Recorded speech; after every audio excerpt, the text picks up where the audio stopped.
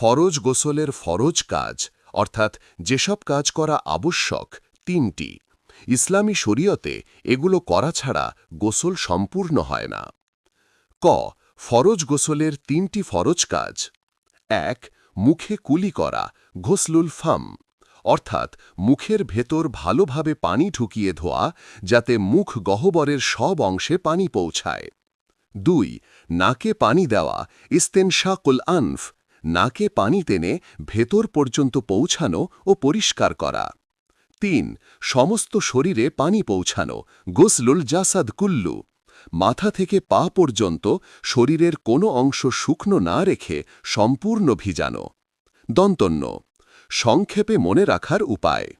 দেখো মুখে পানি, নাকে পানি, পুরো দেহ ভেজানো সমান গোসলের ফরজ তিনটি কাজ।